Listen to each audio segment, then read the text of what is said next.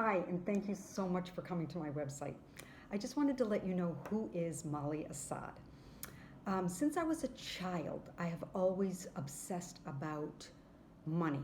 Money. I mean, since I was 10 years old, our family was in a financial downfall, and it was just whatever I could do to make money. And I babysat. I started working when I was 10. I sold cards, Christmas cards. I babysat. I eventually got my first job at age 14 at McDonald's. My mother had twins when I was 10, so by the time I was 14, they were 4, and there was never any money in the house. So I went to McDonald's and I sat on the curb and waiting for them to open, and the owner came out and he said to me, "How old are you?" And I said, 14. He said, "I'm so sorry, but I can't hire you till you're 16." And he walked inside and I just sat on the curb waiting for my ride, and he came back out and he said, "You know what? Get in here. Let's see what we can do." And he put me back flipping burgers, and so I started working when I was 14. And just continued to always work, and do anything to alleviate that pressure in my home. And why I am the best person to talk about money is my whole purpose for money is to bless others. I am currently driving a beautiful luxury car that was given to me by my son, and at first it felt uncomfortable, but now it's like there's certain things that annoy me. It's like I miss my Dodge, I miss my Ford.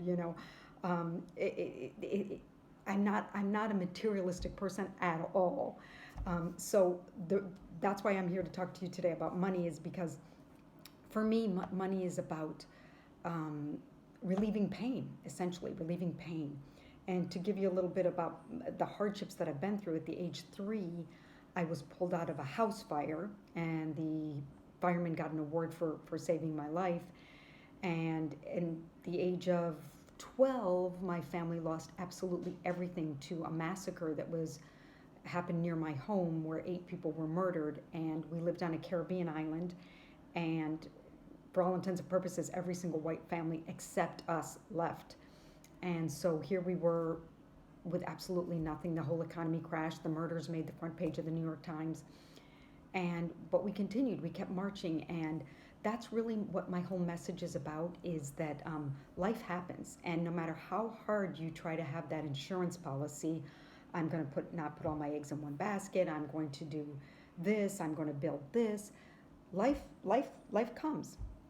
So after 1972, my family had rebuilt the entire estate, and then a massive hurricane came through in 1989, and we lost everything in the hurricane. When I say lost everything, we may not have lost the properties physically, but the values just plummeted, and my father never was able to recuperate again after that. So after that, I now had nothing, plus I had my mother and father who needed help because we had lost everything in the hurricane. So we moved to another island in the Caribbean, Puerto Rico, and I decided this isn't going to ever happen again. So I bought properties in the Virgin Islands, Puerto Rico, Miami, Tampa, Orlando, thinking I don't have all my eggs in one basket. There's no hurricane that can zigzag through all those places. Little did I know there was such thing as called hurricane mortgage. So there I stood in 2002, trying to get money from this bank. And I remember the time and the place where I was standing, where I realized I was spiraling down, and I was spiraling down quickly. Not only could I not pay my mortgages, none of my tenants could pay me rent. And there are certain words in my vocabulary growing up that just never existed. Bad credit, foreclosure, bankruptcy, divorce. Those words just didn't exist. I mean, I was going to have the perfect life because I knew the formula. So when that happened to me, this is my real primary message, because I was in my 40s when this happened. My primary message is you have to have faith in God, and you have to keep marching. You have to keep believing. Now, actually, that was easier for me to do for myself than it is for me to do for you. Because sometimes when people come to me with their financial problems, I think, oh my gosh, how are they going to get out of this mess? Oh my gosh, how are they ever going to do this? And I remember that's all my only message is. He did for me, he can do it for you. And so now I just kept marching. The letters from lawyers kept coming. I had a son hospitalized from hunger. There was no food in the house. I took him to the hospital because he was dizzy. And the first thing the doctor said to him at age 14 is, "What did you eat today?" And he looked at me and he said, "Mom, what did I eat today?" And I realized, oh my gosh, he has not eaten anything. I was so obsessed with, I'm going to get out of this. I'm going to get out of this. I didn't go to welfare and I didn't ask for help, not because of pride, because of faith. I just always believed that another deal was coming, something was going to happen. I even said, God, if you want me at Walmart, I'll go to Walmart. So now I just keep, my businesses come back through a series of uncanny circumstances, a very uncanny, miraculous, spiritual circumstances that are very, very personal. I basically was pulled out of disaster. And I'm going to tell you the side story because I wrote a book about it. One day I was sitting right where I'm sitting right now, and I didn't have a car. My car had been repossessed, and I had asked God, I am a realtor without a car. Guide my steps. And you'll have to get the book, the link is on the page. Through a series of uncanny circumstances, I ended up being involved in the resuscitation of a baby that had died and came back to life. And at the end of that day, it was a really crazy day, God said to me, I can use all things for my glory. And so what I'm telling you is no matter how deep you go, no matter how bottom it gets, trust that God has you right where you belong and that you will eventually come out of it. I guess I'm trying to be, go pretty rapidly. I've wanted to have my own website for a long time, but I really didn't know what my message is. And today, the only thing I know is my message is a message of hope.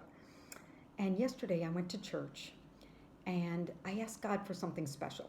I said, God, I don't want to just go to church because good girls go to church, and, I want an experience. I want something.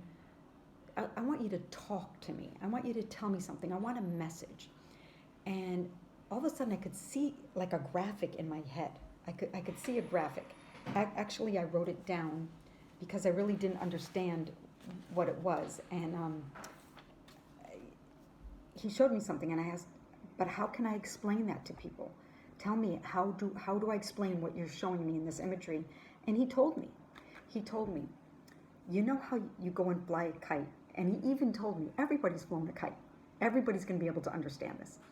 And you stand there with the kite, and you can look at the kite, and you can say, fly, fly, fly. But it's not going to fly until you start running. You see, when you start running and you start moving towards your objectives, your goals, and your dreams, the wind comes beneath you and just makes you fly. And before you know it, you're in the flow in the arms of Jesus. So I hope you've enjoyed this video. I really didn't know where I was going with it. All I want you to know is that if you're in a situation, no matter what it is, where you think, no, God, you can't do this one. I got to do something. I don't believe that you can get my child out of drugs. I don't believe that you can get me out of bankruptcy. I don't believe that you can save this marriage.